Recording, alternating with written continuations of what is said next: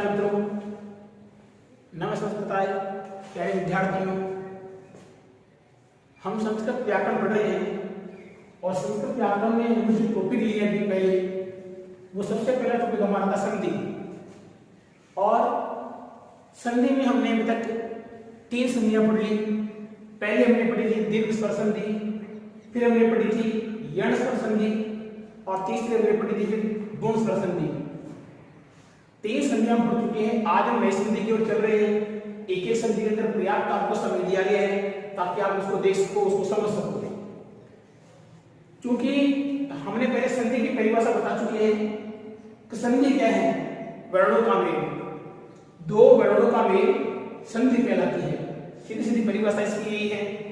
फिर अगर 2 वर्णों का मेल संधि कहलाती है तो पहला भेद इसका आ गया स्वर संधि, जो हम पढ़ रहे पहले पढ़ चुके हैं। तो स्वर संधि की परिभाषा क्या होगी? 2 स्वरों के मिलने से जो नया विकार, जो नया परिवर्तन, जो नया बदलाव उत्पन्न हो रहा था, वो थी स्वर संधि। तो स्वर संधि का मतलब यही है कि 2 स्वरों के मिलने से न एक व्यंजन न एक स्वर, न एक स्वर न एक व्यंजन, दोनों चीजें पर पद और पूर्व पद, पर पद और पूर्व पद, दोनों पदों में क्या होना चाहिए? स्वरों का मिलान। तो जब स्वरों का मिलान होगा और स्वरों के मिलान के पश्चात जो परिवर्तन होगा, वो संधि कौन सी होगी? स्वर संधि। सीधी सीधी परिभाषा। अब हमें स्वर संधि के कौन कौन से भेद पढ़ चुके? तो स्वर संधि का हमने पहले भेद पढ़ा था दीर्घ स्वर संधि, जैसा इसका नाम ही क्या है, दीर्घ स्वर संधि। तो पहले तो क्या आना चाहिए इसमें? स्वर आना चाहिए। अब दूसरी बात क्या होना चाहिए इसमें? दीर्घ। जिस संधि के अंदर 2 वर्णों को मिलाने से हमें कौन सा एकादेश वर्ण प्राप्त होता है? दीर्घ। दीर्घ वर्ण में कौन कौन से वर्ण आए थे? दीर्घ वर्ण में हमारे पास में आए थे दीर्घ आ, दीर्घ ई, दीर्घ उ और दीर्घ री। अगर ये 4 वर्ण बन रहे थे, अगर ये 4 वर्ण बन रहे थे तो संधि कौन सी हो रही थी? दीर्घ स्वर संधि हो रही थी। कौन सी हो रही थी? दीर्घ। अब आगे 2 स्वरों को मिलने से दीर्घ हो जाना, 2 स्वरों के मिलने से क्या हो जाना? दीर्घ हो जाना। कौन सी संधि कहलाती है? दीर्घ स्वर संधि। कौन सी संधि कहलाती है? दीर्घ स्वर संधि कहलाती है। अब फिर अगले आए थे हम यण में। तो 2 स्वरों के मिलने पर, और दीर्घ संधि का सूत्र क्या पड़ा था? अतः स्वर्ण दीर्घ है। देखो दीर्घ कब हो जाना? आ कब हो जाना? दीर्घ आ कब हो जाना? दीर्घ ई कब हो जाना? दीर्घ री कब हो जाना? दीर्घ उ कब हो जाना? तो इसमें था कि अकह स्वर्ण दीर्घ है। अक प्रत्याहार के बाद में सवर्ण आने पर दीर्घ हो जाना ही संधि कौन सी थी? दीर्घ स्वर संधि। फिर हम पढ़ रहे थे यण। तो यण में यण की क्या परिभाषा थी? यण की परिभाषा थी 2 स्वरों के मिलने पर यण हो जाना। 2 स्वरों के मिलने पर यण हो जाना। कौन सी संधि थी? यण स्वर संधि। यण में कौन कौन सी चीज आ रही थी? तो यण में चीज आ रही थी य व र। यण में कौन कौन सी चीजें आ रही थी? यण में चीजें आ रही थी य व र और ल। ये 4 चीजें यण में आ रही थी। अगर 2 वर्णों को मिलाने पर या तो बन रहा है अ, या बन रहा है व, या बन रहा है र और या बन रहा है ल। इन चारों में से अगर एक बने तो संधि कौन सी थी? यण। यण संधि का मतलब होता है यण बन जाना ही यण स्वर संधि है। 2 स्वरों के मिलाने पर, 2 स्वरों को मिलाने पर यण बन जाना ही यण स्वर संधि कहलाती है। तो यण की कितनी चीजें होगी? 4। दीर्घ में कितनी चीजें आई थी? 4। यण में कितनी आ गई? 4 चीजें। फिर हमने तीसरी संधि पढ़ी थी अधेय गुणे वाली। अधेय गुणे का मतलब गुण हो जाना। जिस संधि में दीर्घ हो जाना दीर्घ स्वर संधि थी। जिस संधि में वर्ण मिलकर के क्या हो जाना? यण हो जाना, संधि कौन सी होगी? यण स्वर संधि। और जिस संधि में 2 वर्णों को मिलाने पर गुण हो जाना, संधि कौन सी थी? गुण स्वर संधि। और गुण क्या हो जाना? गुण के अंदर हमने गुण वर्ण कितने पढ़े थे? गुण वर्ण थे 3। पहला वर्ण था ए, दूसरा था ए और तीसरा था ओ। ये 3 गुण वर्ण थे। 3 गुण वर्ण थे। अगर ए को तोड़ने पर संधि बन रही है, अगर ए को तोड़ने पर संधि बन रही है और अगर ओ को तोड़ने पर संधि बन रही है, इन 3 वर्णों को तोड़ने पर यदि संधि बन रही है तो गुण होगी। अर्थात 2 वर्णों का मेल, 2 वर्णों का मेल, ए हो जाना, ए हो जाना, ओ हो जाना, संधि कौन सी होगी? गुण। अर्थात गुण हो जाना ही गुण स्वर संधि कहलाती है। इसी प्रकार इस संधि की परिभाषा, तो इस संधि की परिभाषा क्या होगी? वृद्धि हो जाना। दो स्वरों के मिलाने पर वृद्धि हो जाना ही संधि कौन सी होगी? वृद्धि स्वर संधि। दोबारा देखो, दो स्वरों को मिलाने पर दीर्घ हो जाना, संधि कौन सी? दीर्घ स्वर संधि। दो स्वरों को मिलाने पर, दो वर्णों को मिलाने पर यण हो जाना, संधि कौन सी थी? यण स्वर संधि। इसी प्रकार दो वर्णों को मिलाने पर गुण हो जाना, संधि कौन सी थी? गुण स्वर संधि। और यही परिभाषा इसमें आ गई कि दो वर्णों को मिलाने पर जब वृद्धि हो जाएगी, क्या हो जाए? दो वर्णों को मिलाने पर, दो स्वरों को मिलाने पर क्या हो जाए? वृद्धि हो जाए, संधि कौन सी होगी? वृद्धि स्वर संधि। कौन सी संधि होगी? वृद्धि स्वर संधि। आज हम वृद्धि स्वर संधि पढ़ने जा रहे हैं। हमने पहले चीजें लिख दी ताकि टाइम बाद में ज्यादा खराब नहीं हो, तो हमने इधर महसूस सूत्र ले आए, इधर हम संधि हमें जो पढ़नी है उसके हम रूप ले आए। तो वृद्धि स्वर संधि के अंदर पहले हम पढ़ते हैं, जैसे हमने गुण के अंदर पढ़ा, जैसे हमने यण में पढ़ा कि यण क्या होते हैं, तो यण चार होते हैं, ये अगर चार यण होंगे। इसी प्रकार हमने गुण के अंदर पढ़ा, पहले अदेंग गुण है। हमने गुण कहां से लिए? गुण किसी किताब में लिखे हुए नहीं कि ये गुण है, गुण के लिए सूत्र था अदेंग गुण है। सूत्र कौन सा था? अदेंग गुण है। तो एंग में कौन आ रहा था? अदेंग में एक तो ए आ गया और एंग में आ गया ए और ओ आ गया था, वो गुण हो गए थे। हमने पहले वीडियो के अंदर पढ़ा चुके हैं। अब आज है वृद्धि का, वृद्धि वर्ण हम बता रहे हैं कि वृद्धि वर्ण ये होते हैं, लेकिन ये क्यों होते हैं मैं आपको बता दूं पहले कि वृद्धि वर्ण तीन होते हैं, और मैं आपको ये बता रहा हूं कि वृद्धि वर्ण तीन कौन कौन से होते हैं। तो वृद्धि वर्ण तीन होते हैं। एक तो होता है पहला आ होता है, दीर्घ आ, दूसरा होता है ऐ और तीसरा होता है औ। ये तीन वृद्धि वर्ण हैं। अब तीन वृद्धि वर्ण क्यों हैं? ये तीन वृद्धि वर्ण कहाँ लिखे हुए हैं? ये तीन वृद्धि वर्ण कौन सी किताब में लिखे हुए हैं? ये कहीं किताब में लिखे हुए नहीं है, कहीं नहीं है, ये एक सूत्र में लिखे हुए हैं। ये वृद्धि वर्णों की हमें अगर हम छानबीन करें तो किसी किताब में वृद्धि वर्ण लिखे हुए नहीं, आ वृद्धि वर्ण होता है या ऐ वृद्धि वर्ण होता है या औ वृद्धि वर्ण होता है। ये किसी भी किताब में लिखा हुआ नहीं है। ये कहाँ लिखा हुआ है? ये महेश्वरी सूत्रे जो पढ़ रहे हैं, इनकी जो पाणिनि थी, पाणिनि ने संविधान बनाया था, उनकी जो पुस्तक थी अष्टाध्यायी, उस अष्टाध्यायी में एक सूत्र लिखा हुआ है और उस सूत्र का नाम है वृद्धिरादेश। क्या लिखा हुआ है? वृद्धिरादेश। देखिए आप इसमें देख सकते हो, सूत्र पहले क्या लिखा? वृद्धिरादेश। इस वृद्धिरादेश से मालूम पड़ेगा कि वृद्धि क्या है। अगर हम पढ़ रहे आ है, ए है, ऐ है, तो कुछ नहीं मानना है ये क्यों है, ये हम सिद्ध करेंगे क्यों है वृद्धि वर्ण और कौन कौन से वृद्धि वर्ण है। तो देखिए वृद्धि वर्ण कौन कौन से हैं। तो वृद्धि वर्ण देखने के लिए हम आते हैं, वृद्धि वर्ण हम देखेंगे। तो वृद्धि वर्ण देखने के लिए देखो आप पहले चीज हम संधि पढ़ रहे हैं, वृद्धि संधि कौन सी पढ़ रहे हैं? वृद्धि संधि। हम लिखते हैं वृद्धि स्वर संधि। ध्यान से, आज की संधि बड़ी खास संधि है और बड़ी विशेष संधि है और बड़ी संधि है और कंपटीशन की दृष्टि से बहुत अच्छी संधि है। वृद्धि संधि का नाम इसका वृद्धि, वृद्धि हो जाना ही वृद्धि कहलाती है, गुण हो जाना ही गुण कहलाता है, और यण हो जाना ही यण संधि कहलाती है, और दीर्घ हो जाना ही दीर्घ स्वर संधि कहलाती है। वृद्धि हो जाना। अब वृद्धि किसकी होगी? वृद्धि वर्ण कौन कौन से होंगे? तो वृद्धि वर्ण समझने के लिए आप यहाँ जाओ पहले। तो देखिए वृद्धि आदेश, हम पहले इसको समझेंगे, वृद्धि आदेश को समझेंगे। तो वृद्धि आदेश को समझ लीजिए क्या, मैं लिख रहा हूं यहाँ पर वृद्धि आदेश। आपको एक एक चीज बताई जाएगी, ध्यान से समझना है, रटना बिल्कुल नहीं है, उसे अपना ये काम है, रटना नहीं है।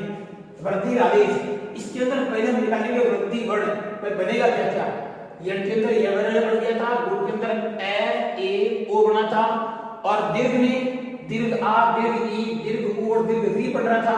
वृद्धि में क्या बनेगा ये देखिए आप। तो वृद्धि में देखते हैं इसको संधि तोड़ते हैं, इसका विन्यास करते हैं।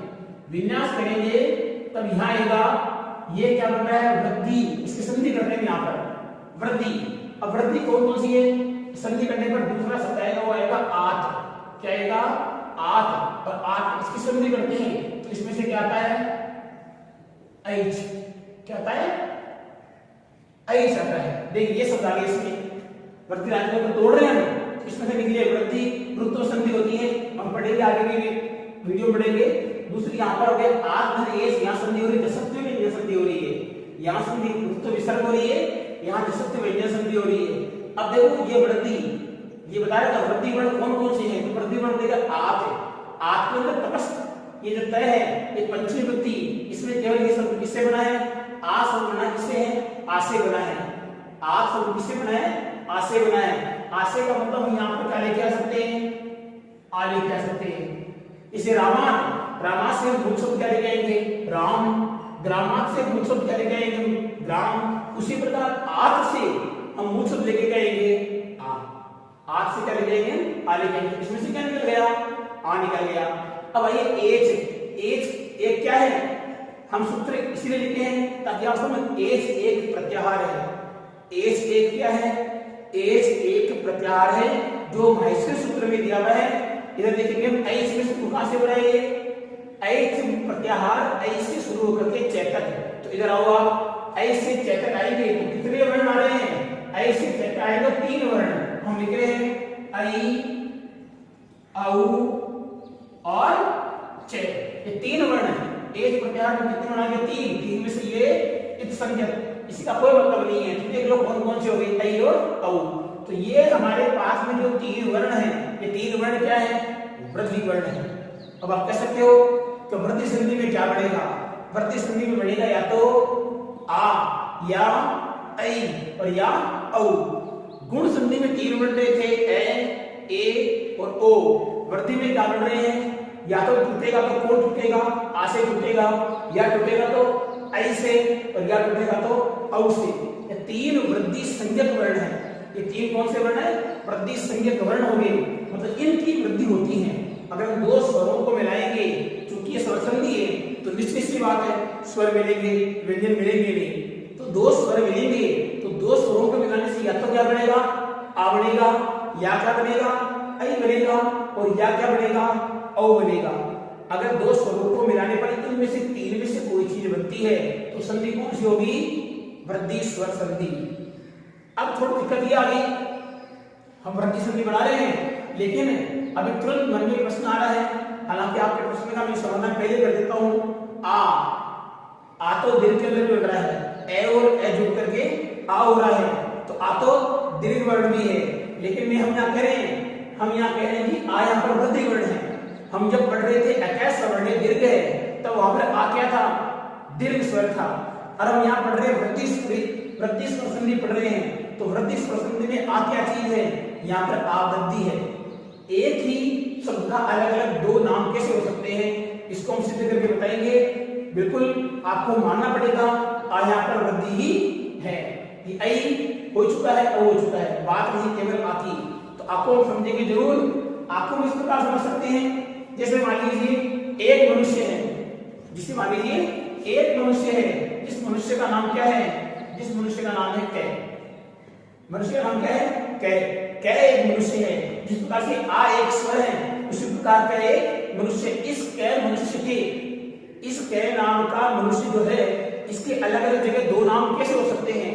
जिस प्रकार से आ दीर्घ भी है, जब आ अकैस सवर्णे दीर्घ में होता है तब आ क्या है, दीर्घ। और जब वृद्धि रेची में होगा तब आ क्या होगा, वृद्धि। एक शब्द के कितने नाम है, 2 नाम। कैसे हो सकते हैं, कंफ्यूज करने वाली चीज नहीं है, सिद्ध करेंगे, इति सिद्धम करेंगे हम इसका। कैसे करेंगे, कै नाम का एक व्यक्ति है, तो ये कै नाम का एक व्यक्ति है जो कै, अगर मान लीजिए यहाँ अपने गांव से, इसके गांव का जो भी नाम है, इस अपने गांव से मान लीजिए कै है, अगर है अपने जाएगा ससुराल जाएगा। कै कहां जाएगा, कै अपने ससुराल जाएगा। तो कै अपने ससुराल जाएगा तो कम से कम वह साला बन के नहीं जाएगा। कै अपने ससुराल जाएगा तो क्या बन के जाएगा, साला बन के जाएगा। साला बन के नहीं जा सकता। कै अगर अपने ससुराल जा रहा है तो क्या बन के जाएगा, वो जीजा बन के जाएगा। क्या बन के जाएगा, वो जीजा बन के जाएगा, साला नहीं हो सकता। कै अगर अपने ससुराल जा रहा है तो साला नहीं कहलाएगा, वहां पर ये क्या कहलाएगा, जीजा कहलाएगा। वहां पर क्या कहलाएगा, ये जीजा। तो यहाँ पर तो कै कौन हो गया, यहाँ पर कै को बोल रहे हैं, क्या बोल रहे हैं कै को, यहाँ पर कै को बोल रहे हैं जीजा जी। क्या बोल रहे हैं इसको, जीजा जी। और ये कै नाम का व्यक्ति जब अपनी बहन के घर जा रहा है, कहां जा रहा है, अपनी बहन के ससुराल में जा रहा है, तो वहां पर यही कै नाम का व्यक्ति क्या जीजा कहलाएगा, क्या कहलाएगा, जीजा कहलाएगा। यहाँ पर जीजा जी कहला रहा है, लेकिन जब अपनी बहन के ससुराल जा रहा है तब ये क्या कहलाएगा, वहां पर तब ये कहलाएगा व्यक्ति कौन था, कै। यहाँ पर इस कै का नाम क्या है, जीजा जी, और यहाँ पर इस कै का नाम क्या है, साला जी। तो व्यक्ति कौन? एक। नाम कितने? तो स्थिति, उनकी स्थिति, उनकी जगह देखी जाती है। जगह क्या है? तो यहाँ पर कह कौन था? कह अपने ससुराल में, कह अपने ससुराल में क्या कहलाएगा? जीजा जी कहलाएगा। कह अपनी बहन के ससुराल में जाएगा तो क्या कहलाएगा? साला कहलाएगा। कह अपने पिता के पास है तो अपने पिता का क्या कहलाएगा? बेटा कहलाएगा। अपने पुत्र का क्या कहलाएगा? बाप कहलाएगा। अपनी बहन का क्या कहलाएगा? भाई कहलाएगा। था कौन? कह। देखिए कैसे कितने नाम हो गए। जब कहते इतने नाम हो सकते हैं, हम कहाँ आए? आगे। तो बताइए, जब कहते इतने नाम हो सकते, स्थिति और जगह के अनुसार कह शब्द एक ही है। कह शब्द, अरे स्वर पढ़ चुके हैं तो स्वर में ए भी आता है, स्वर में ई भी आता है, स्वर में री भी आता है। इन्हीं स्वरों में गुण भी है, इन्हीं स्वरों में वृद्धि भी है, इन्हीं स्वरों में यण भी है, इन्हीं स्वरों में सब कुछ है। तो अयादि भी इसमें से निकल जाएगी, लेकिन कुल मिलाकर है क्या? पूरे वो स्वर। इसी प्रकार एक लड़का अपने पिता के लिए क्या हो सकता है? बेटा हो सकता है। अपने बेटे के लिए क्या हो सकता है? एक बाप हो सकता है। अपनी बहन के लिए क्या हो सकता है? एक भाई हो सकता है। तो बताइए आवृद्धि क्यों नहीं हो सकता? आवृद्धि क्यों नहीं हो सकता? शायद आपका प्रश्न खत्म हो चुका है। यहाँ पर आ दीर्घ कब था? अकय सवर्णे दीर्घ। अकय सवर्णे दीर्घ में आ कौन था? दीर्घ था। और वृद्धि रेखी में आ कौन हो रहा है? वृद्धि है। बिल्कुल समझ में आ चुका। और हम आ लेके कैसे हैं? आहम सूत्र कैसे लेके आए? आहम सूत्र से लेके आए।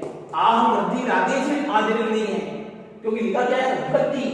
वहां था अकय सवर्णे दीर्घ, वहां दीर्घ लिखा हुआ दीर्घ है, यहाँ क्या लिखा? वृद्धि। तो आ क्या हो गया?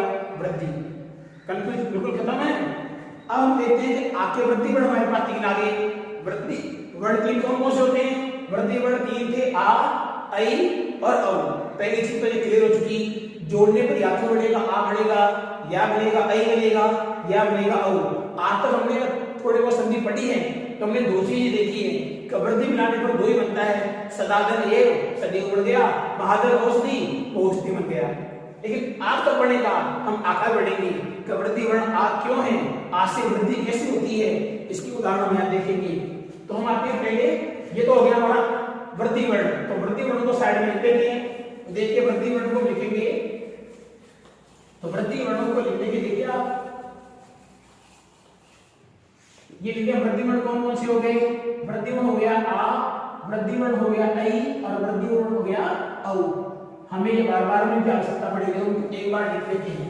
अब आगे देखिए, अब लेके आते हैं हम सूत्र। ये तो वृद्धि संधि सूत्र था। अब वृद्धि सूत्र क्या है? वृद्धि संधि का सूत्र क्या है? इसको समझिए ध्यान से। वृद्धि संधि का सूत्र, तो वृद्धि संधि का सूत्र लिखेंगे वृद्धि रेखी। क्या लिख रहे हैं? ध्यान से देखो, वृद्धि रेखी। वृद्धि संधि का सूत्र क्या होगा? वृद्धि रेखी। वृद्धि रेखी में अलग अलग तोड़ेंगे तो हमें मिलेगा। तो वृद्धि रेखी में हम तोड़ेंगे, तोड़ने पर क्या आ रहा है? तोड़ने पर पहले आ रहा है कि ये वृद्धि है, ऋतु संधि, और इधर क्या आ रहा है? एची। क्या रहा है इधर? एची।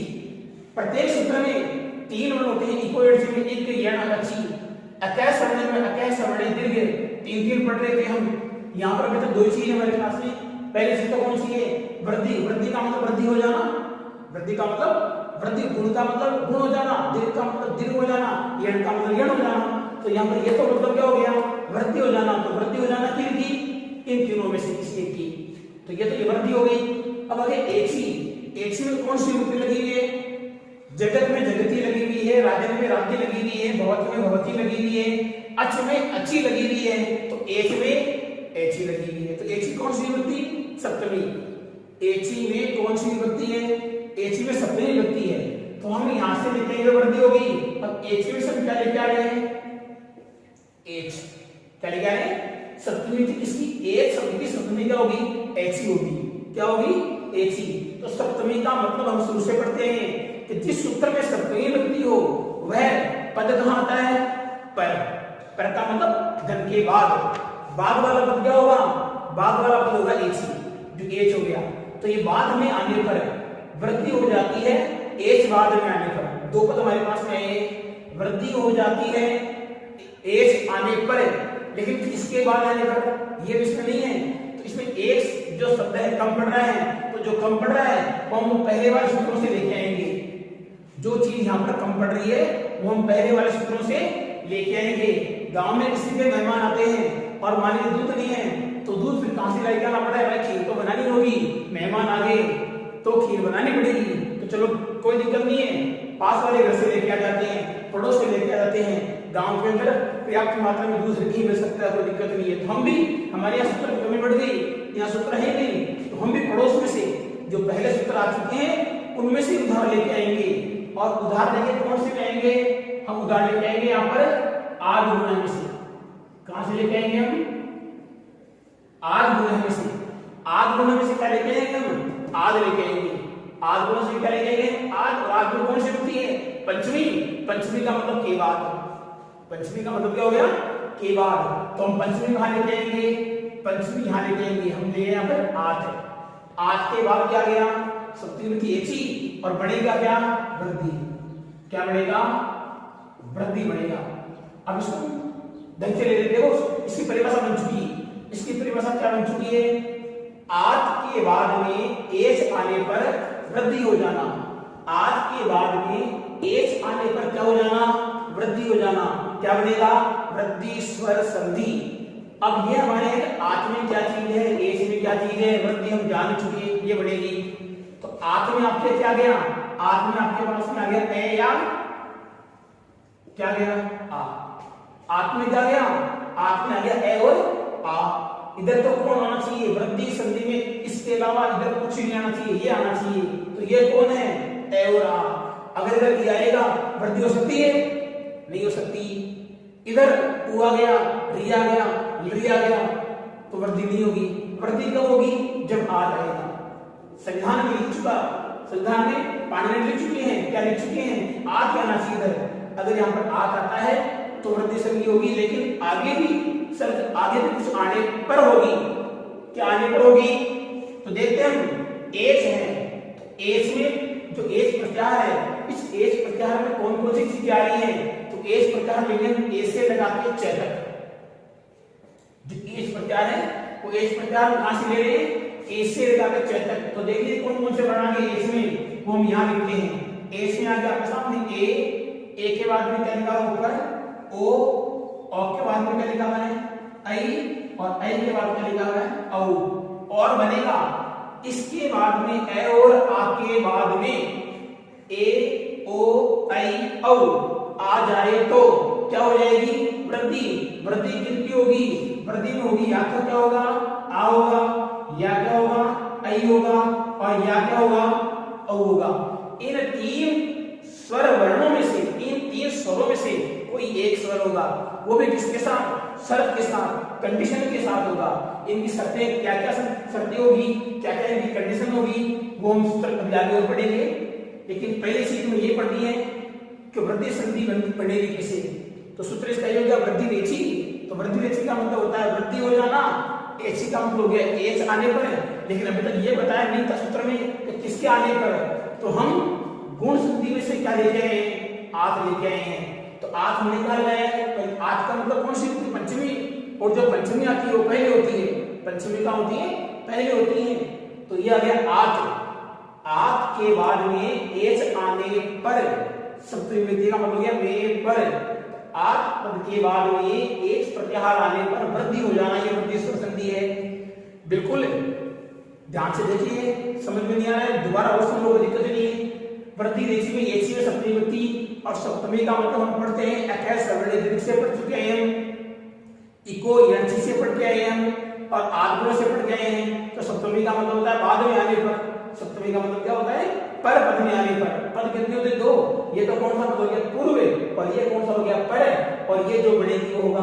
तो एच कहां आ गया? पर पद में आ गया, सप्तमी विभक्ति लगी हुई है। एच में कौन कौन आ रहे हैं? ए आई, ए ओ आई ओ। अगर वृद्धि में इन वर्णों के बाद ये वर्ण नहीं आते हैं, वृद्धि नहीं होगी। अगर वृद्धि में इन वर्णों के पहले ये वर्ण नहीं आते हैं तो वृद्धि नहीं होगी। वृद्धि कब होगी? जब ये दो वर्ण ए या आ के बाद इन दोनों में से किसी एक के बाद इन चारों में से कोई एक आएगा तो क्या होगी? वृद्धि। वृद्धि होगी। अब बढ़ेगा क्या? ये पढ़ेंगे भी आगे। तो इतना तो काम कंप्लीट हो चुका है। आगे हम देखते हैं, इसके उदाहरण देखते हैं। इसके उदाहरण देखने के लिए देखो आप उदाहरण पढ़ेंगे इसके पूरे एक। तो उदाहरण देखो, उदाहरण पहला हमारे पास में है, बढ़ते अच्छी तरह से उदाहरण के पहले सदा धन एव, सदा धन एव। हम सदा धन एव का उदाहरण लेते हैं। तो देखिए सदा में पहले क्या चुका है, सदा में पहले आ चुका है स व्यंजन अर्धमात्रिक प्रत्यामी, व्यंजन से अर्धमात्रिक करते इसमें से कौन निकल गया, स्वर, और स्वर क्या निकला इसमें से आ निकल गया, और इधर क्या हो गया एव, इधर क्या हो गया एव। वापस लीजिए, ये क्या हो गया सद। अब इधर कौन है आ, इधर कौन है ऐ। तो आ ये कौन हो गया, आ तो हो गया इसका आठ, हमने पढ़ा आठ, हमने सूत्र क्या पढ़ा था, हमने ये पढ़ा सूत्र इधर है, इधर कौन होना चाहिए आठ होना चाहिए, इधर कौन होना चाहिए एच प्रत्याहार। एच प्रत्याहार में कौन थे, ए था और ए ओ आई और औ, ये चार चीजें थी। इधर पहले जाएगा, इधर जाएगा, इधर कौन आएगा, इधर इसमें आना चाहिए था ए और आम पढ़ चुके पहले। तो इधर आ गया, इधर ए आ गया, ये आ गया, ये आ गया, दोनों बिल्कुल सही सही है। अब समस्या आगे जो बढ़ेगा क्या, अगर हमने ये पढ़ा है तो आके बाद में ये आने में ये बन जाएगा, तो क्यों बन जाएगा, ये बन जाएगा क्यों बनेगा, ये तो लिख ही नहीं सकते कि आके बाद में ये आने में ये बन जाएगा। अगर किसने कह दिया तो गलत है, क्यों बनेगा ये हमें दिखाना है यहाँ पर क्यों बनेगा। आज तो हम पहले पढ़ चुके आए हैं, पहले भी सिद्ध करते आए हैं और सिद्ध करेंगे। सिद्ध कैसे करेंगे, अब हमारे पास वृद्धिवर्ण तीन है, वृद्धिवर्ण कितने हैं तीन, और तीन वृद्धिवर्ण कौन कौन से हैं, तीन वृद्धिवर्ण हमारे पास में है आ ऐ और औ, ये तीन वृद्धिवर्ण हैं। इन तीन वृद्धिवर्णों से कोई एक वर्ण इन दोनों के, ये दो, इन दो को हम क्या देंगे, ये दो अपना स्थान छोड़ेंगे, स्थानीय वर्ण है। इन स्थानीय वर्णों के स्थान पर जो आएगा वो आदेश वर्ण होगा। और आदेश वर्ण कहाँ पड़ा है, आदेश वर्ण यहाँ पड़ा है। अब आदेश वर्ण इनमें से कौन सा है, आदेश वर्ण इनमें से कौन सा है, ये हमें देखेंगे कैसे, ये हम देखेंगे उच्चारण स्थान के अनुसार देखेंगे। ऐसे बता सकते हैं आके एक स्थान पर यहाँ पर आ सकता है, पहले हो या हो सकता है आके एक स्थान पर नहीं आ सकता है, या आके और एक दोनों स्थानीय वर्णों के स्थान पर आदेश वर्ण ओ भी हो सकता है। लेकिन क्यों होगा, कैसे होगा, ये देखिए आप। तो आइए आ का उच्चारण स्थान कौन सा है, आ का उच्चारण स्थान हम देखते हैं। तो आ का उच्चारण स्थान देखते हैं, आ का उच्चारण स्थान होता है कंठ। क्या होता है, कंठ। अपूर्व विसर्जन का नाम कंठ के अनुसार आ का उच्चारण स्थान क्या होता है, कंठ होता है। और हम देखते हैं ए, तो ए का उच्चारण स्थान में आ जाइए आप। तो ए का उच्चारण स्थान अगर देखेंगे तो क्या होगा, कंठ तालु। ए दे तो कंठ तालु। उच्चारण स्थान की अगर हम सारणी पढ़ते हैं तो उसमें लिखा हुआ है ए दे तो कंठ तालु, मतलब ए का उच्चारण स्थान कौन है, तो ए का उच्चारण स्थान यहाँ पर आ गया कंठ तालु। कौन आ गया, कंठ तालु। इनका स्थान लिखते हैं, तो इसका स्थान तो कौन है, कंठ। इसका स्थान कौन है, कंठ तालु। और इसका स्थान कौन है, कंठोष्टम। क्या लिखा है, कंठोष्टम। तो देख लीजिए आप, हमें जो यहाँ पर आना है वो इन दोनों के स्थानों वाला यहाँ पर आना चाहिए। अगर यहाँ पर कंठ अकेला आता है तो इसको समस्या है, इसको ऑब्जेक्शन होता है, ये कंठ नहीं आ सकता, यहाँ पर हमारा भी कोई संबंध नहीं आना चाहिए। इसका कंठ आता है, हमें कोई तकलीफ नहीं है, लेकिन हमारा भी कोई आना चाहिए। तो फिर कौन है, कंठोष्टम में आएगा। कंठोष्टम में अगर कंठोष्टम में औ यहाँ पर आता है, अगर यहाँ पर हम औ लेते हैं तो इसको तो कोई समस्या नहीं है, क्योंकि इसका क्या आ रहा है, कंठ। लेकिन इसको समस्या है, इसका कुछ नहीं आ रहा है।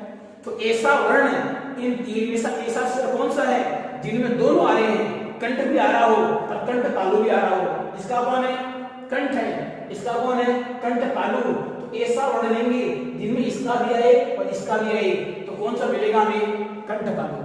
बिल्कुल क्लियर, समझ चुका आराम से।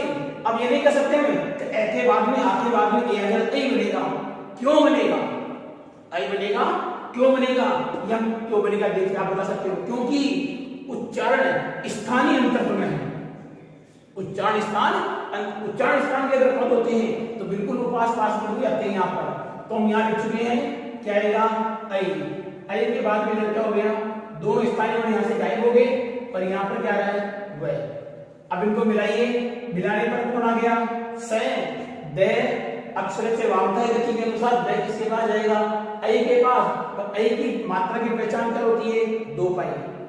ऐ की मात्रा की पहचान क्या होती है 2 पाई। ये नहीं है अब यहाँ पर हमने द लिख दिया, इसकी एक मात्रा लग रही थी, एक लगा दी। ऐ की मात्रा की पहचान होती है 2 पाई होती है। क्या होती है 2 पाई। तो हमने यहाँ पर क्या लगा दी इसके ऐ और संधि क्या बढ़ रही है सदैव।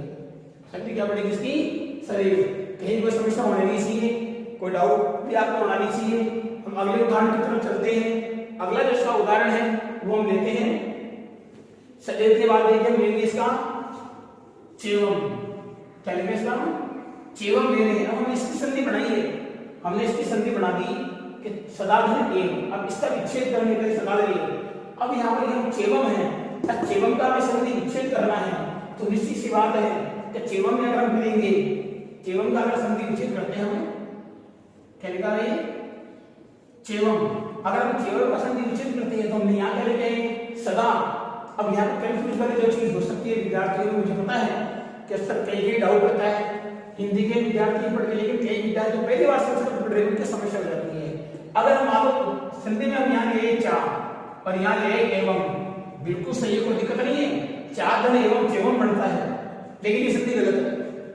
चाधन एवं चेवम बनता है, बिल्कुल सही है। आके बात दिया रहा है, सूत्र पूरा मिल रहा है, ऐ बन रहा है, कोई दिक्कत नहीं है। लेकिन गलत क्या है, गलत इसलिए है कि चा कोई शब्द नहीं होता, चा पदार्थ नहीं है। च कहीं भी संस्कृत वर्णमाला का कोई शब्द नहीं है। यहाँ पर क्या आना चाहिए था, यहाँ पर कौन आना चाहिए था च आना चाहिए, क्योंकि च अवयव है। च क्या है अवयव है। इतना तो आपको ध्यान रखना पड़ेगा। किससे आ गया मेवम। अब चेवम में हमने ये कर लिया, उसी प्रकार हम करेंगे मेवम। अभी नहीं है मेवम में सब मैं क्यों नहीं आया, मेवम में मैं क्यों नहीं आया, क्योंकि मैं संस्कृत का कोई शब्द नहीं है। क्योंकि जो यह शब्द आना चाहिए वो सार्थक होना चाहिए, सार्थक शब्द इसका अर्थ होना चाहिए। तो यहाँ पर मेवम की संधि से क्या होगी माधन एवं। क्या होगी माधन एवं, क्योंकि माँ अवयव पद है, माँ भी क्या है अवयव पद है। ऐसा मत करो माँ एवं ऐसा मत करो, उसके लिए अरे माँ। तो इतना समझना है। अगला उदाहरण समझते इसका, अगला उदाहरण देखो, अगला उदाहरण समझने के लिए हम चलेंगे इसमें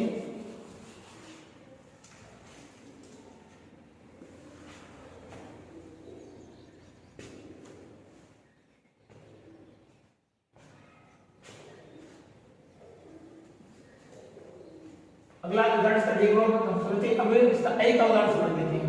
ए का हमने देख लिया है, ए के बाद हम समझ रहे हैं ए का उदाहरण। कौन सा समझ रहे हैं ए का उदाहरण। तो देखिए ए का उदाहरण क्या होगा। ए का उदाहरण समझने के लिए हम देख इसको कर रहे हैं महाधन ऐश्वर्यम। क्या कर रहे हैं महाधन ऐश्वर्यम कर रहे हैं। अब महाधन ऐश्वर्यम में वो देख लीजिए, कोई नई बात तो है नहीं, वो चीज है इसमें आ गया, इसमें नहीं आ गया है। इसको अलग अलग विन्यास करते हैं तो यहाँ पर आ गया मह, मह के बाद इनमें से क्या निकल गया आ निकल गया, आ के बाद कौन आ गया ऐश्वर्यम आ गया। क्या आ गया है ऐश्वर्यम, ऐश्वर्य से बनता है ऐश्वर्यम। समस्या कोई नहीं इसमें। मह आ गया, आ स्थानीय वर्ण, ऐ स्थानीय वर्ण, स्थानीय वर्णों के स्थान पे आएगा वो आदेश वर्ण होगा। तो इसका तो कौन हो गया कंठ हो गया, इसका कौन हो गया कंठ तालु हो गया। जो वर्ण आएगा वो दोनों में आना चाहिए था। तो वर्ण कौन सा आएगा, या तो आएगा आ, या आएगा ऐ, और या आएगा औ। तो कौन सा होना चाहिए ऐ आएगा। क्या आएगा ऐ, क्योंकि ऐ का उत्तर स्थान कौन है, ऐ का उत्तर स्थान है कंठ तालु। क्या होगा कंठ तालु। तो हमने यहाँ पर कौन सा वर्ण लिख दिया है ऐ वर्ण लिख दिया है। यहाँ कौन आ गया स्वरियम, यहाँ पर क्या आ गया है स्वरियम। दोनों को मिलाइए, दोनों का वर्ण संयोजन करना है। तो मैं रह जाएगा ऐ के पास में, ऐ अपनी मात्रा में बताएगा 2 पाई के रूप में। तो यहाँ पर आ गया महेश्वरियम। क्या चुना यहाँ पर महेश्वरियम। उदाहरण बहुत सारे हैं, उदाहरण खूब सारे मिल सकते हैं। अगला उदाहरण इसके लेंगे तो ले लो, मान लीजिए इसका उदाहरण ले लिया कंठ धन औष्ठम। क्या लिया हमने कंठ धन औष्ठम। कंठ ध्वनि औष्ठव एरिया में दर्द। तो वो चीजें, इसमें कौन है, ए है, इसमें कौन है, औ है, इसमें कौन है, ए, और इसमें कौन आ गया, ओ आ गया। औष्ठव में हम सिंगल मात्रा भी कर सकते हैं, गलत नहीं है, पर डबल औषधि वाली चीज है। औषधि पे सिंगल मात्रा भी आ सकती है, बिल्कुल सही है, और औषधि भी सही है, दोनों चीजें सही है। तो हम कंठधर औष्ठव को लेके आएंगे तो वो चीज, इसमें कौन है, ए, इस हम ए को लेके आएंगे तो ए तो यहाँ पर हो चुका है, ए के बाद भी इधर लेके आएंगे इसको, इसमें कौन आ गया, औ आ गया, इधर कौन बच गया, बता दो आप, दोनों ये क्या है, इसमें से कौन निकल रहा है, इसमें से निकल गया ए, फे में से कौन निकल चुका है, ए निकल चुका, तो ए स्वर ए आ चुका, और इधर कौन आ गया, इधर औ आ गया। अब दोनों स्थानीय वर्णों के स्थान पर जो आएगा वो होता है आदेश वर्ण। दोनों स्थानीय वर्ण के स्थान पर जो आएगा वो क्या होगा, आदेश वर्ण होगा। आदेश वर्ण के अनुसार देख लो, ये तो क्या है, कंठ है, और ये क्या है, इसका उच्चारण स्थान है कंठोष्टम। तो कंठ और कंठोष्टम यहां से जाएंगे, इनके स्थान पर जो आएगा, इनमें से देखिए कंठ और कंठोष्टम कौन कौन सा हो सकता है। तो आ तो कौन था, कंठ था, ये कौन था, कंठ तालु था, और ये कौन था, कंठोष्टम। तो क्या आना चाहिए था, औ आएगा। आराम से औ पढ़ सकते हैं हम, और औ पढ़ते हैं, आपका संज्ञा क्या हो जाएगी, ये जो ए था, ए मिलेगा किसमें, औ में, जाकर इसमें मिलेगा, मिलते क्या हो जाएगा, ये कंठोष्टम। तो ये क्रम इसको ठहर जाएगा किसके पास, अक्षर गति, दोनों के स्थान पर क्या हो चुका है, तो हम कर रहे हैं दोनों के स्थान पर यहाँ पर क्या हो चुका है, औ हो चुका है। अब यहाँ लिख दिया कंठ, ये बन गया औ, और इसका क्या हो गया, ठम। तो ठे किसके पास मिल गया, औ के पास में, तो क्या बन जाएगा, ठौ, सैलेलो नीचे, ठहरेलो और मैलेलो, शब्द क्या बनेगा, कंठोष्टम बनेगा। क्या बनेगा, कंठोष्टम, कंठोष्टम। इसी प्रकार हो सकता है बंधन औषधि, इसी का उदाहरण क्या होगा, वन धने औषधि, इसी का उदाहरण है, ए निकलेगा इसमें से औ निकलेगा, ए के स्थान पर औ के स्थान पर जो स्थानीय वर्ण है, तो स्थानीय वर्णों के स्थान पर जो आएगा तो आदेश वर्ण क्या होगा, औ, क्योंकि इसका स्थान क्या होगा, कंठ, इसका स्थान क्या होगा, कंठोष्टम। तो यहाँ जो वर्ण आना चाहिए वो या तो होना चाहिए कंठ का, या होना चाहिए कंठोष्टम का, दोनों में से एक चीज। तो यहाँ पर कौन सा है, कंठ और कंठोष्टम में, ये केवल कंठ रह गया, ये कंठ तालु रह गया, और ये क्या हो गया, कंठोष्टम। तो जो वर्ण आएगा वो क्या होगा, औ होगा। तो औ होती न जाएगा किसके पास में, ए और औ दोनों मिलकर के ये न हो गया, इसमें से कौन निकल गया, औ निकल गया, इसमें कौन आ गया, औषधि। दोनों मिलाइए वह ये न दोनों मिलेंगे तो वर्ण क्या बनेगा, औ, ये क्या हो जाएगा, शदी है, दोनों मिलकर क्या बन जाएगा, वनौषधि है। क्या बनेगा, ये वनौषधि है। इस प्रकार ये संधि कंप्लीट हो जाती संधि। हमें ये साधारण तरीका था, तो ये चीज हम आज तक पहले पढ़ चुके हैं, ये तो चीजें हम पहले ही पढ़ते आ चुके हैं, लेकिन ये मुझे ध्यान रखना है कि मात्रा पहले आ की आएगी, मात्रा पहले ए की आएगी, क्योंकि आएगी तो क्या तो ए की या आ की। वही बात है नेवम, नेवम के अंदर पहले भी ना नहीं करना है, क्योंकि ना को शब्द नहीं होता है, न शब्द होता है संस्कृत में। इधर नेवम के अंदर मैं नहीं कर सकते, क्योंकि मैं को शब्द नहीं होता है, मां शब्द, इतना तो आपको ध्यान रखना ही पड़ेगा। उधर की बाकी ओ आ रहा है, ओ आ रहा है, ये भी ध्यान रखना पड़ेगा। ए आ रहा है, ए आ रहा है, ऐश्वर्य में अगर आप ए छोटा कर दिया, एक ऐ आना चाहिए वहां पर, क्या ऐश्वर्यम से बनता है ऐ, हमने कर दिया ऐश्वर्यम और वहां पर ए लगा रहे हैं, तो वो गलत है। जनेकता, जन धन एकता।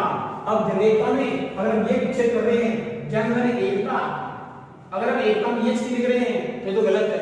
ये तो सिंपल सी बात है, इतना समझ में आना चाहिए, क्योंकि ये संस्कृत में कहीं नियम भी लिखा हुआ नहीं है कि भाई आपकी एकता में वो आएगा, ये तो इतना करना पड़ेगा कि एकता में ये आता है या ऐ आता है, ये तो कॉमन सेंस वाली बात है। अब चलते हैं दूसरे सूत्र में चलते हैं, इसका जो आगे वाला सूत्र है वो हम देखते हैं।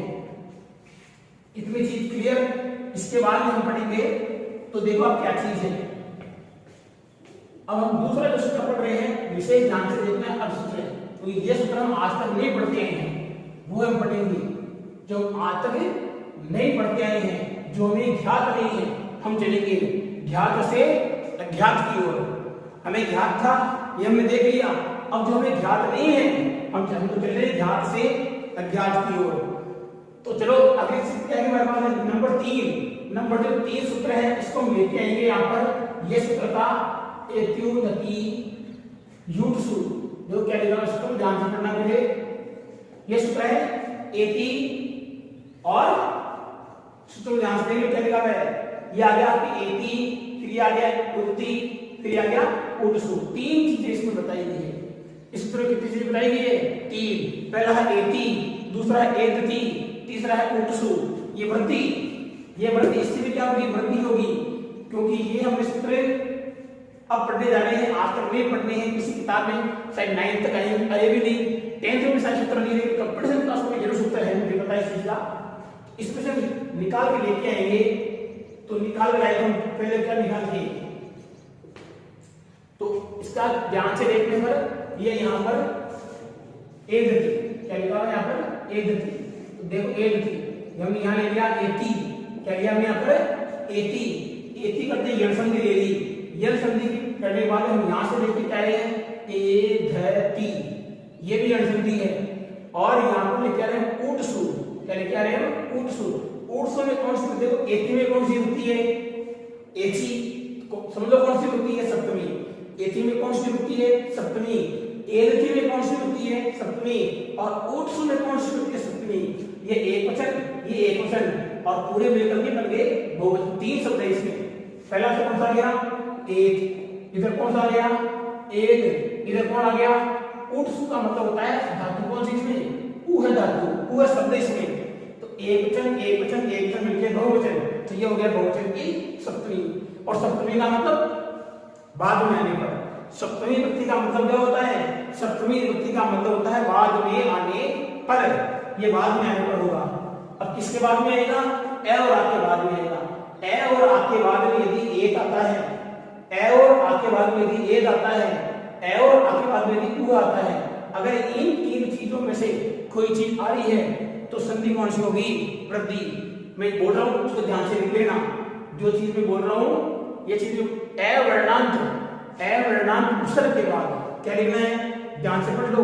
ए वर्णांत उपसर्ग के बाद, ए वर्णांत उपसर्ग के पश्चात ए से प्रारंभ होने वाली, किससे प्रारंभ होना चाहिए? ए से। एदति किससे प्रारंभ हो रही है? ए से। एदति किससे प्रारंभ हो रही है? ए से। तो ए से प्रारंभ होने वाली इण धातु, कौन सी धातु है? इण धातु। 10th चीज नहीं है, आगे देखो आपको। इण धातु, ए से प्रारंभ होने वाली इण धातु, जैसे एति, जैसे एदति, जैसे उ है शब्द। उ है तो क्या गया? शब्द। उ शब्द आ जाए तो, उ शब्द आ जाए तो वृद्धि एकादेश हो जाती है। क्या होती है? वृद्धि एकादेश। जो रिजल्ट आएगा वो क्या होगा? वृद्धि होगी। कब होगी? ए वर्णांत उपसर्ग के बाद, या तो आए एति, या एदति, या उ है। क्या ये? एति या एदति या उ है शब्द। इन तीन में से कोई पहले आए, इन तीन में से कोई बाद में। पहले क्या है? ए वर्णांत उपसर्ग। पहले क्या है? ए वर्णांत उपसर्ग। और बाद में क्या है? इन तीन में से कोई भी शब्द आता है तो संधि क्या होगी? वृद्धि संधि होगी। ये लिखा हुआ हम अगर मिलाएंगे तो उ आ गया, उ आ गया, तो संधि हो सकती है के अनुसार। लेकिन नियम डाला है इसमें, इस नियम को छोड़ करके फिर गुण में जाएंगे। लेकिन ये किसमें आएगा? वृद्धि में आएगा। ये किसमें आएगा? वृद्धि वर्ण में आएगा। तो ध्यान रखना में ए वर्णांत उपसर्ग के बाद उपसर्ग कौन सा होना चाहिए? ए वर्णांत। उपसर्ग कितनी है? 22। उपसर्ग कितने हैं? 22। और 22 उपसर्गों में से ए वर्णांत उपसर्ग कौन सा है? प्र और उप, दो उपसर्ग है। इसका उदाहरण देख लेते हैं पहले, उदाहरणों के बाद में देखो। उदाहरण देख लेते हैं। मान लीजिए पहला उदाहरण इसका देखते हैं हम, जैसे प्रधन एदति। क्या देख लेते हैं इसका उदाहरण? प्रधन एदति। हम परसवर्ण के अंदर पढ़ेंगे, एक नाम और पढ़ेंगे, उसमें देखना प्रयोग हो जाएगा। ये प्रधन एदति, वहां पर इण धातु नहीं है। इण धातु से क्या बनता है? ये बनता है। अब प्रधन एदति में देखो आप, ये कौन हो गया? प्र निकालो, प्र के बाद फिर कौन हिलना करा दे? कौन बच गया? ए बच गया। ए बचते इधर कौन आ गया? एधति। कौन आ गया? एदति। अब इधर कौन है? ए। इधर कौन है? ऐ। और ए और ऐ दोनों स्थानीय वर्णों के स्थान पर जो वर्ण आती है कंठ और कंठ तालु, तो वर्ण कौन सा आएगा? तो वर्ण यहाँ पर आता है, वो कौन सा आएगा? ऐ आएगा। ऐ के अनुसार कौन सा वर्ण आएगा? यहाँ पर ऐ वर्ण आएगा। इसके डबल पाई वाला चिन्ह रह गया। अब यहाँ कौन है? प्र हलंत। यहाँ कौन है? धति। मिलाइए तीनों को, मिलाने पर क्या बनेगा, ये जाएगा इसके पास, तो मात्राएं कितनी बनने वाली है, डबल प्रे ध ती। इस प्रकार ये संधि बनेगी, ध्यान रखना इसका। लेकिन तब इन धातु का शब्द होना चाहिए, और इन धातु का शब्द क्या है, एति और एदति लिखा हुआ है सूत्र में, इसके अनुसार लेंगे। इसके अलावा और कुछ आगे वृद्धि नहीं होगी, इनके बाद में आने पर होगी वृद्धि संधि होती है। तो इसमें देखो कौन सी आएगी, एति एदति और उ है, उ में आप ले सकते हो प्रय, ले लो आप प्रय धन उ है, शब्द ही तो केवल। अब इससे संधि कौन सी बन रही है, वैसे तो गुण संधि बन रही है, क्योंकि एक के बाद गुणान में गुण बनता है। लेकिन यहां सूत्र में क्या दिया हुआ है, उ है शब्द, किसके बाद में, प्रय, प्रय शब्द के बाद में उ आने पर संधि कौन सी बनी है, वृद्धि संधि बन रही है। तो इसकी वही चीज है, ए ये हो गया, उ ये हो गया, तो उ को हमने दोनों की वृद्धि करनी है, तो दोनों की वृद्धि करेंगे तो क्या हो जाएगा, प्रोह, क्या हो जाएगा इसका, प्रोह हो जाएगा। इस प्रकार संधि जो चल रही है संधि वो देख लीजिए हो चुकी इसकी। और इसी प्रकार एदति वाला हम शब्द करेंगे, तो एदति का देखिए, उपधन एदति, उपधन एदति कर लो, उपधन एति कर लो, तो कुल मिलाकर वो होने वाली ये सीधी है। हालांकि 10th क्लास में ये चीज है नहीं पड़ी। हम चलते हैं अगला अक्षात वाला, उसको भी ध्यान से देखना है। कंपटीशन की चीज है, सब कुछ है, लेकिन जितना आप समझ में समझ सकते हैं इसका, हो सकता है कोर्स के लेवल पर ये चीज 10th क्लास में आ सकती है। ध्यान से ये समझना है इसको, यहां से कोड पे मिला जाएंगे शब्दों को। पहला शब्द क्या है इसमें, देखो आप अक्षात, क्या दिया है, अक्षात में कौन सी होती, पंचमी। अक्षात के बाद में क्या दे रखा है, उ, ही कौन सी है, छोटी, नी कौन सी है, छोटी, नी बड़ी आएगी, उही में शब्द कौन सी आएगी, बड़ी, उही नी। और आगे उपसंख्या नाम, उपसंख्या नाम में हमें वार्तिक होता है, महावार्षिक में लिखा है उपसंख्या नाम में क्या होता है, वार्तिक, ये वार्तिक है। अक्षात उहीन्या, अक्षात में कौन सी होती है, पंचमी और उहीनी, अर्थात अक्ष शब्द के बाद, अक्ष शब्द के बाद उहीनी शब्द आने पर संधि कौन सी होगी, वृद्धि। भाई इतना छोटा सा नियम है, तो सूत्र जरूर बढ़ा लेकर क्या है, इतनी डरने वाली बात नहीं है। उपसंख्या का मतलब कुछ नहीं होता है, ये मतलब वाली चीज दो थी, अक्षात के अंदर पंचमी विभक्ति आ गई, उहीनी में सप्तमियां हो चुकी है, तो यहाँ पर अक्ष शब्द के बाद उहीनी शब्द आने पर संधि कौन सी होगी, वृद्धि। केवल एक उदाहरण इसका, एक उदाहरण दे रखा है, इसको हम कर लेते हैं। तो हम अक्षात शब्द कौन सा आ गया, अक्ष, अक्षात में पंचमी होती है, हम इसे लेके आएंगे, प्रथमा में अक्ष बन गया, और अक्ष के बाद हमने क्या ले लिया, उ ही नी ले लिया। अब दोनों का संधि करेंगे तो निश्चित से क्या हो जाएगी, वृद्धि होगी। अब वृद्धि आ होगी, ऐ होगी या औ होगी, तो देख लीजिए आप, दोनों मिला के देखेंगे।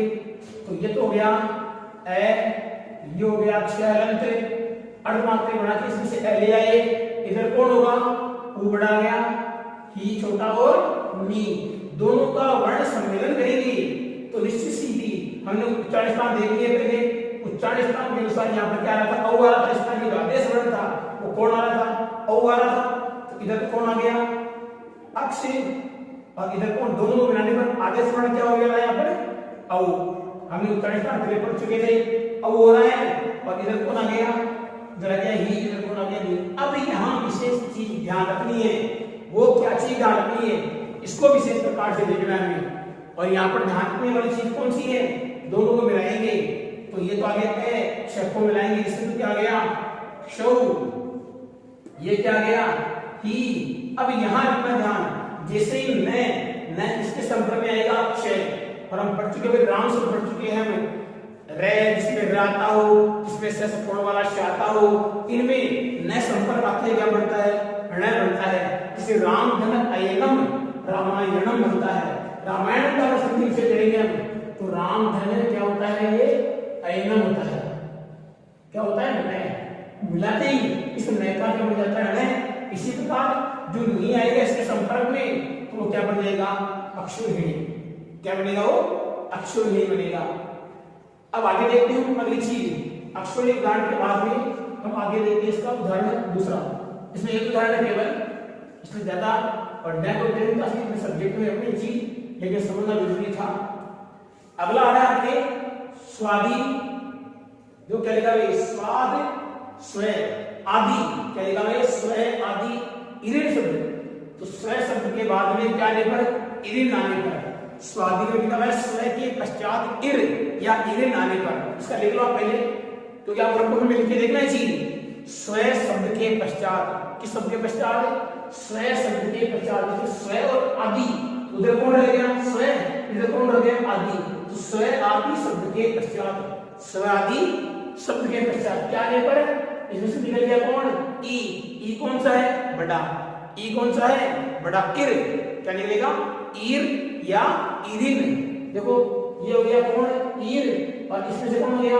इरिन। शब्द आने पर ये ई इसमें आ गया, रह के बाद में रह में ई मिलेगा तो गुण बढ़ गया यहाँ पर, तो ई में यहाँ पर ई बड़ा है, ये भी छोटा है, न। तो स्व शब्द के बाद में कौन आएगा? या तो आएगा इर या आएगा इरिन, या क्या आएगा? इरिन। अगर ये दो शब्द आते हैं तो क्या होगा? वृद्धि होगी। क्या होगी? वृद्धि होगी। हाँ, इतना समझ लो, 10th क्लास के हमारे कोर्स में नहीं, इतना समझ लो आप। उदाहरण तो ओएस के पेपर में, लेकिन क्योंकि 10th क्लास में नहीं है तो ज्यादा समझने वाली बात नहीं। लेकिन फिर भी अगर कंपटीशन वाले को समझना चाहते हैं तो उदाहरण आपको मैं जरूर भेज सकता हूँ। स्व आदि शब्द के बाद में ईर या इरिन आने पर क्या हो जाएगी? वृद्धि। क्या हो जाएगी? वृद्धि। जैसे स्वधन इर है, स्वधन इर है तो क्या बन जाएगा? शेर है। स्वधन इर में क्या बन जाएगा? शेर है। ये बन जाएगा शेर है, शेर है, इस प्रकार। तो ये वृद्धि संधि होने वाली है, वृद्धि के अंदर डबल मात्रा पड़ती है, इसीलिए सी बात है। हालांकि इतना नहीं है, हम ये आते हैं, ये भी हालांकि 10th क्लास में नहीं है, लेकिन इसको समझ लेते केवल इसे समझेंगे ज्यादा करने जो 10th क्लास में जो चीजें वो समझेंगे हम केवल। इसमें जो पहले वाला प्र, प्रात, इसको समझ लो ध्यान से मेरे। प्रात, प्रात का मतलब कौन सी होती? पंचमी। प्र, तो इधर कौन रह गया? प्र रह गया। प्र के अंदर पंचमी, और जिसके अंदर पंचमी लगी वो कहाँ होगा? जिस शब्द के अंदर पंचमी विभक्ति लगी हुई है वो पहले होगा, और उसके बाद क्या आने पर? ऊह शब्द आने पर, ऊडा शब्द आने पर, ऊडी शब्द आने पर, इसमें से क्या निकलेगा? एस शब्द आने पर या ऐसे शब्द आने पर। मैं लिख देता हूँ कौन कौन सी चीजें क्या क्या आएगी, क्योंकि 10th क्लास के विद्यार्थियों को इसे लिखनी है कि क्या क्या चीज हमारे कोर्स में नहीं, लेकिन फिर भी आपको लिखनी तो पड़ेगी। तो प्राप्त का मतलब तो क्या हो गया? प्र। ये पूछूंगा मैं, प्र कहां से है तो आपको बताना पड़ेगा कि ये प्र कहां से है? प्रात। प्रात शब्द से क्या है? प्र। प्र के बाद में क्या आने पर? यहां से क्या निकाला है? ऊ है। देखो ऊ कौन सा? बड़ा। क्या निकाला हमने? ऊह निकाल दिया। ऊह के बाद क्या निकाल दिया? ऊ के बाद निकाल दिया हमने ऊड शब्द निकाल दिया। ऊड के बाद में इसमें सिर्फ ऊ आ गया, डी। ये क्या हो गया? ऊडी शब्द हो गया। और ऊडी के बाद में इसमें से क्या आ गया? एस शब्द आ गया, और एस के बाद में कौन हो गया? एस के शब्द हो गया। ये 1 2 3 और 4, ये इसके बाद में आने चाहिए 1 2 3 4 5, इसके बाद में आने चाहिए प्र के बाद में, तो क्या होगी? वृद्धि होगी। ऊ आएगा, औ हो रहा है, बड़ा ऊ आएगा, औ हो रहा है, ये आएगा, औ हो रहा है, दोनों आएंगे तो भी ये हो रहा है। तो ये में ये दोनों अपन दोनों ये आ गए, तो देख लीजिए अपने आप में क्या हो रहा था। हम कर रहे हैं प्रधन ऊ है, क्या कर रहे हैं? प्रधन ऊ है, तो क्या बढ़ेगा? ये प्रो है बनेगा। क्या बनेगा? डबल मात्रा बढ़ेगी, औ की मात्रा आएगी। तो ये हमें जानना है कि प्र के बाद में ऊ शब्द आने पर, ऊड आने पर, ऊडी आने पर, एस आने पर, एस आने पर, किसके बाद आने पर? प्र के बाद में क्या होगी? वृद्धि। चूंकि हमने गुण संधि के अंदर पढ़ चुके हैं कि के बाद में ऊ आएगा तो गुण होगी, लेकिन इस संधि में सूत्र में नियम दे देता है कि ये वृद्धि कब होगी? क्या? सवर्ण दीर्घ। दीर्घ कब होगा? सवर्ण आने पर। थोड़ी ई के बाद में ए आ गया, दीर्घ हो जाएगा, नहीं होगा क्योंकि सवर्ण नहीं है। इस सूत्र में जो चीज लिखी है हमें उस चीज को समझना ध्यान से। तो प्र के बाद में अगर इन 5 में से कोई भी शब्द आ जाए तो क्या होगी? वृद्धि। क्या होगी? वृद्धि। आगे चलते हैं, किस चीज को समझते हैं? ये 10th क्लास के कोर्स में है, ये 10th में है, वृत्तीय च तृतीया समास। इसको ध्यान से देखना है, ये अपने 10th क्लास के सिलेबस में है, 9th में भी है, इसको हमें समझना है क्या चीज है। देखो आप, वृत्तीय च तृतीया समासी। वृत्तीय च तृतीया समासी का मतलब क्या होता है? तीसरी विभक्ति का समास, तत्पुरुष समास। और लास्ट में क्या मुझे सप्तमी का लगेगी इसमें, इसमें रित्ते। रित्ते में कौन सी विभक्ति? सप्तमी। और सप्तमी का मतलब बाद में आने पर, रित्ते शब्द बाद में आने पर, रित्ते शब्द के आने पर बाद में शब्द क्या आएगा? रित्त शब्द। लेकिन कौन सा होना चाहिए? तृतीया तत्पुरुष, जैसे सुख से रहित, सुख से रहित, इसमें तीसरी विभक्ति का समास हो गया। कर्ण तत्पुरुष समास है, धन से रहित, दुख से रहित, रहित तो होना चाहिए, तो लिखा हुआ रित्ते, रित्ते का मतलब रहित, रित्ते का मतलब होता है बिना, और किसके बिना? दुख के बिना, सुख के बिना, धन के बिना, जल के बिना, तो कुछ न कुछ के बिना होना चाहिए, के बिना में तीसरी विभक्ति होती है। तो रित्ते चक ये तृतीया समास से, समास कौन सा होना चाहिए? तीसरी विभक्ति का समास। तो इस संधि को समझ गए, सुख धन रिक्त है, सुख धन रिक्त है। ध्यान से देखना है सुख धन रिक्त में क्या चीज है? ये आ गया ए, ये आ गया री। अब ए और री इस वृद्धि रेखा से कहीं निकालनी है, इसमें तो ए ओ आई औ था। हम आगे बढ़े तो हम मान लो ये चीजें पढ़ते ही नहीं, इतनी चीजें ऊपर ऊपर के काम खत्म करो, संधि हो चुकी, नियम लिखा दिए, दो चार गाल लिखा दिए, चलो वृद्धि संधि पूरी होगी, वृद्धि संधि नीचे तक आएगी पूरी कंप्लीट, तब वृद्धि संधि होती है। अब ये सुख धन रिक्त है, वृद्धि संधि कैसे होगी? ये तो उस कार्य बोल में आ रही थी, ग्रीष्म धन ऋतु आ रही थी, महाधन ऋषि आ रहा था, देवधन ऋषि आ रहा था, वर्षाधन ऋतु आ रही थी, लेकिन ऋतु थी, ऋषि था, लेकिन रिक्त नहीं था। अगर वह रिक्त शब्द होता तो मामला गुण का नहीं होता, मामला वृद्धि का होता, लेकिन कब होता? तृतीया। इसका मतलब क्या होता है? सुख, सुख का मतलब हो गया सुख के बिना, सुख से रहित, दुख से रहित, धन से रहित। अब इसकी संधि करेंगे तो यहाँ पर क्या हो गया?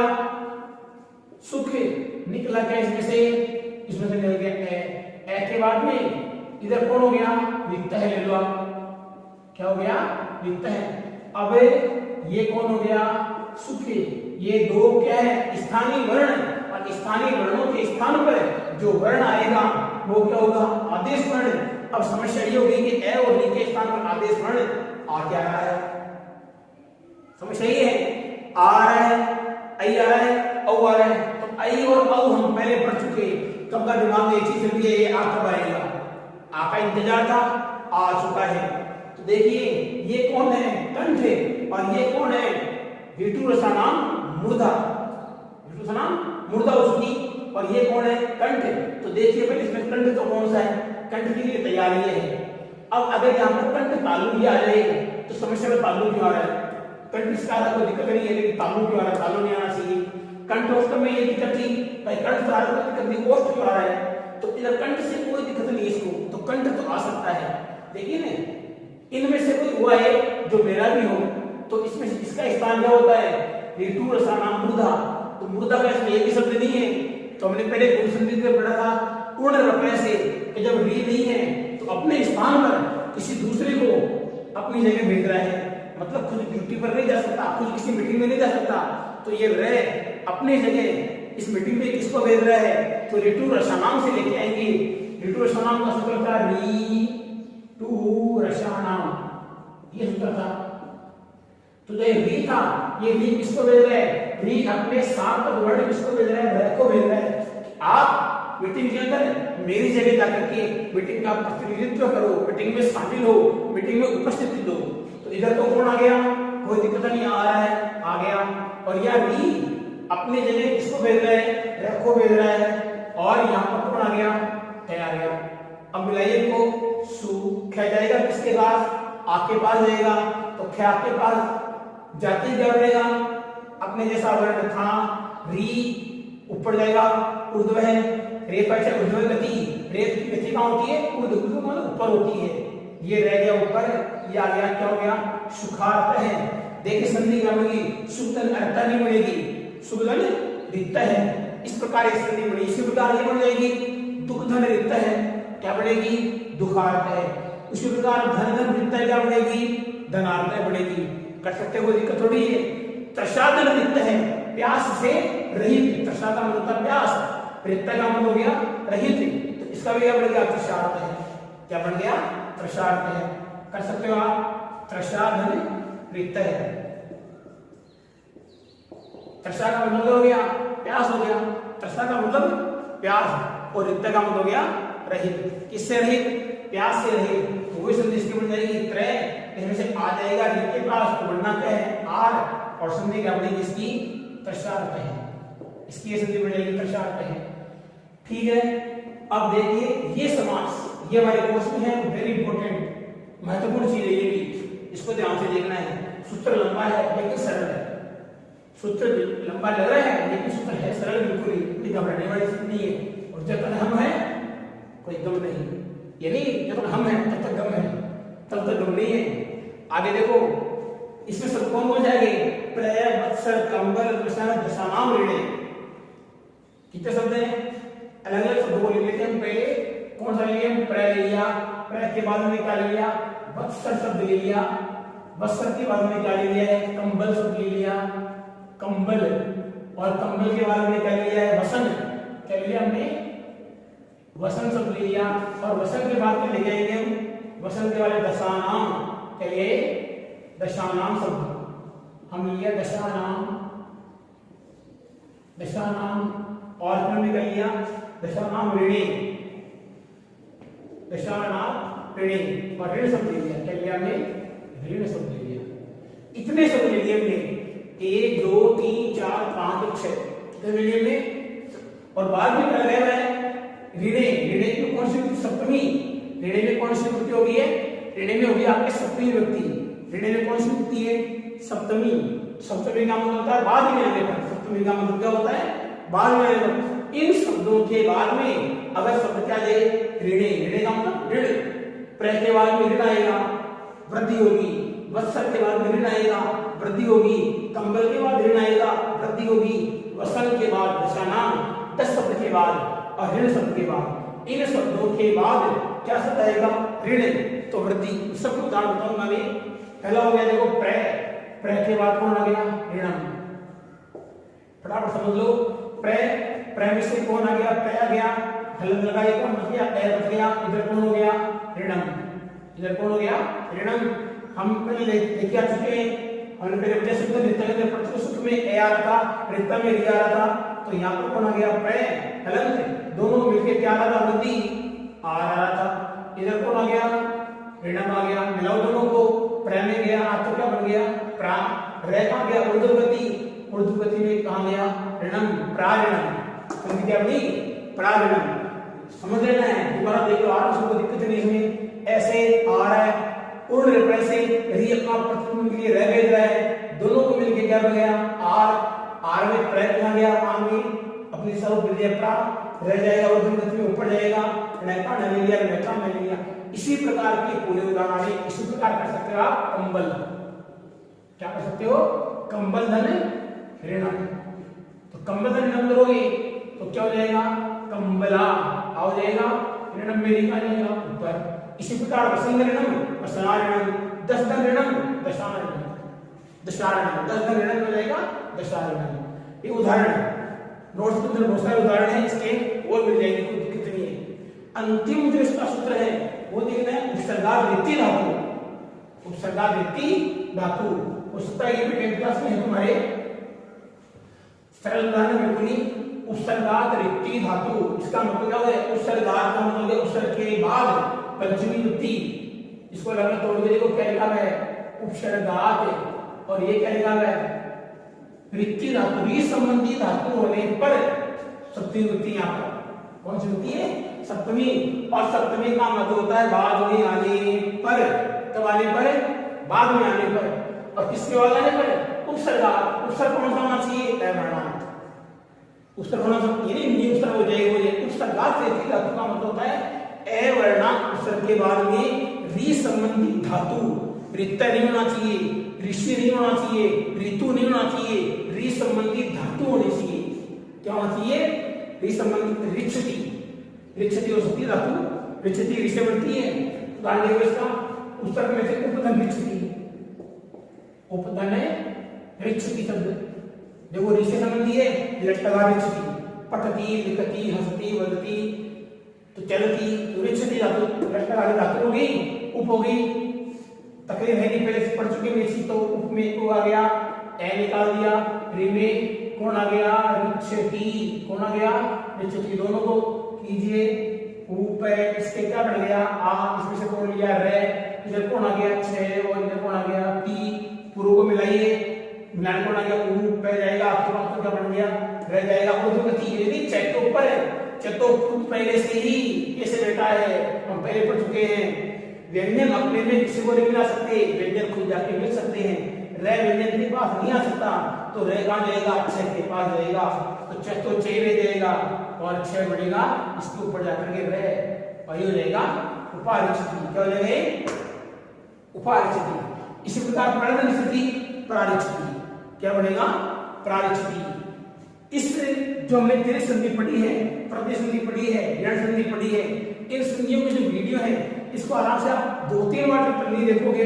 भाई संधि चीज किसी कितना कोई कहते हैं संधि बड़ी गंदी, लेकिन गंदी नहीं, ज्ञान कोई भी हो हमें लेना चाहिए। चाहे हमारे जीवन में कहीं न कहीं कुछ न कुछ ज्ञान काम आ सकता है। ज्ञान बढ़ावा कभी व्यर्थ नहीं रहता, ये कहीं न कहीं हमारे पता नहीं किस जगह क्या काम आएगी। कहते हैं बड़े बड़े जो कभी क्या काम आती है, काम आएगी जो चीज आप सोच रहे हो 10 तक काम आएगी। निश्चित सी बात है 10 पास में 100% बच्चे डॉक्टर नहीं बनते, 10 पास में 100% बच्चे जो IIT इंजीनियर नहीं बनते, तो कुछ ना कुछ तो कंपटीशन में जाना ही पड़ेगा। और अगर कंपटीशन में जाएंगे तो संधि आएगी, कंपटीशन में जाएंगे संधि तो निश्चित आएगी। तो इसलिए इसको ध्यान से देखना है, इसको आप 2-3 बार देखना और रब को फिर लिख के देखना। और इसको उदाहरण आपको और चाहिए दे सकता हूँ, और समझ में नहीं आ रहे तो आप जरूर बताइए, दोबारा आपको एक बार और बता देंगे। हालांकि संधि बढ़ी जाता है लेकिन कोई दिक्कत नहीं है, बड़ी बड़ी चीजें घबराना नहीं चाहिए, हंसते हुए उसका सामना करना चाहिए। नमस्ते मित्रों, नमस्ते विद्यार्थियों।